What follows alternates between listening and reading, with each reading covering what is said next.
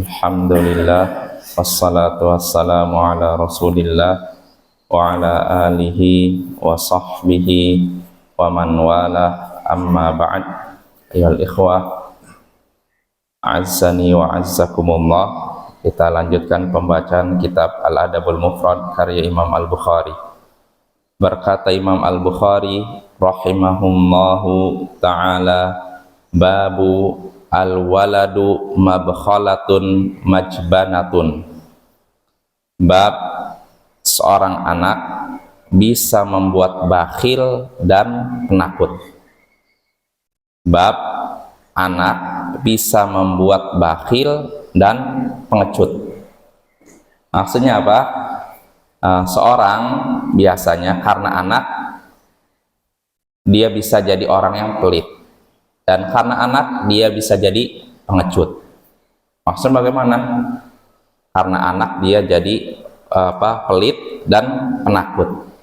Ya, ini insya Allah jelas. Kadang ada orang tua karena cintanya kepada anak, dia tidak mau mengeluarkan hartanya untuk apa? Untuk fisabilillah, di jalan Allah. Karena cintanya kepada anak, dia lebih mendahulukan apa yang diinginkan anak dibandingkan apa yang diinginkan oleh Allah. Nah, ini sebagian orang tua seperti itu. Jadi apa yang diinginkan anak semuanya dipenuhi, padahal tidak terlalu penting, sedangkan untuk yang lebih penting ditinggalkan. Nah, ini jadi anak itu bisa membuat seorang jadi bakhil, pelit, dan penakut. Penakut seperti apa? Ya contohnya begini, seperti seorang misalkan sudah saatnya untuk jihad, bertempur di jalan Allah, tapi karena cinta kepada anak, dia akhirnya jadi apa? Penakut, tidak mau jihad. Nah, itu contoh ya Bapak ya. Ya, jadi ini sabda Nabi sallallahu, ini judul bab sebenarnya diambil dari sabda Nabi sallallahu alaihi wasallam yang tidak disebutkan oleh Imam Bukhari di sini. Entah saya juga alasannya kenapa Imam Bukhari tidak menyebutkan, tapi ini judul bab ini diambil dari hadis Nabi yang menyebutkan innal walada mabkhalatun majbanah. Sesungguhnya anak itu bisa membuat kita bakhil dan bisa membuat kita jadi penakut. Nah, itu apa ya? Nah, ini judul bab ini diambil dari hadis Nabi sallallahu alaihi wasallam. Insyaallah jelas ya, anak itu bisa membuat kita bakhil dan bisa membuat kita jadi penakut.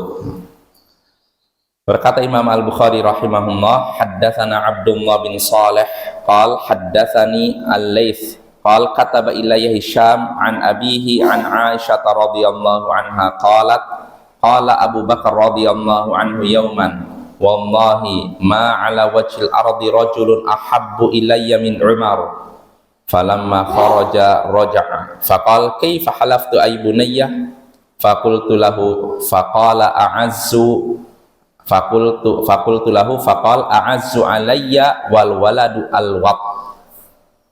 Telah menceritakan kepada kami Abdullah bin Saleh, ia berkata telah menceritakan kepadaku Al-Laits, ia berkata Hisham menulis kepadaku, Hisham bin Urwah, dari ayahnya yaitu Urwah bin Az-Zubair, dari Aisyah semoga Allah meridhoinya, ia berkata Abu Bakar semoga Allah meridhoinya berkata suatu hari Abu Bakar berkata, demi Allah, tidak ada di muka bumi orang yang paling kucintai daripada Umar.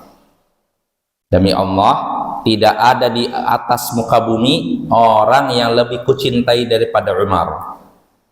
Ini perkataan siapa? Abu Bakar. Tatkala Abu Bakar keluar, dia balik lagi, lalu berkata, bagaimana aku bersumpah tadi wahai putriku, yaitu siapa? Aisyah, karena dia kan sumpah didengar oleh Aisyah. Bagaimana tadi aku bersumpah wahai putriku? Fakultu lahu, maka Aisyah pun berkata, aku pun menyebutkan sumpah yang disebutkan oleh Abu Bakar. Faqal, maka Abu Bakar pun berkata setelah itu, a'azzu alayya wal waladu alwat. Umar lebih mulia bagi diriku, Umar itu lebih mulia bagiku, sedangkan anak lebih melekat pada diriku. Umar itu lebih mulia bagiku, sangat mulia bagiku, sedangkan anak lebih melekat pada diriku. Jelas Bapak ya? Jadi tadi kan dia khutbah menyatakan nggak ada orang di muka bumi yang lebih aku cintai daripada apa? Umar. Tapi setelah itu dia balik lagi ingin meralat dengan berkata, ya Umar memang lebih mulia bagiku.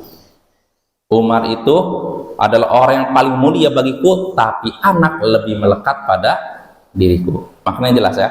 Walaupun Umar lebih mulia atau apa lebih terhormat, tapi tetap saja anak itu lebih melekat pada hati seorang ayah. Ya, jelas apa ya? Anak itu istilahnya apa? Buah hati, itu istilahnya gitu. Nah, dari hadis ini kita bisa mengambil pelajaran, diantaranya keutamaan Umar bin Al-Khattab. Karena Umar bin Al-Khattab adalah sosok yang sangat dihormati oleh Abu Bakar As-Siddiq. Nah, itu faedah pertama. Faedah kedua yang bisa kita petik dari hadis ini, hendaknya seorang meralat ucapannya yang dia anggap kurang tepat. Jadi ketika seorang mengucapkan suatu perkataan lalu merasa kurang tepat, hendaknya segera diralat, seperti yang dilakukan oleh siapa? Abu Bakar Siddiq. Dia udah bersumpah lalu dia menganggap sumpahnya kurang tepat, dia ralat. Nah, itu faedah kedua. Lalu faedah ketiga yang bisa kita petik dari hadis ini, anak ini adalah buah hati yang sangat melekat di hati dan bisa membuat seorang jadi bakhil dan penakutnya. Walaupun teks hadisnya tidak menyebutkan anak itu bikin pelit dan bikin takut, tapi Syekh Al-Awaisyah menjelaskan hubungannya apa. Karena gini, kalau soal sesuatu itu sudah benar-benar melekat di hati, biasanya kita jadi apa? Pelit untuk melakukan selain itu. Karena ini udah saya cintai, saya mau infak, nggak usah ini aja lah. Nah, itu apa ya? Kalau sesuatu sudah benar-benar melekat ke hati, biasanya menyebabkan kita tidak mau berkorban untuk selain dia. Artinya apa yang dipikirkan?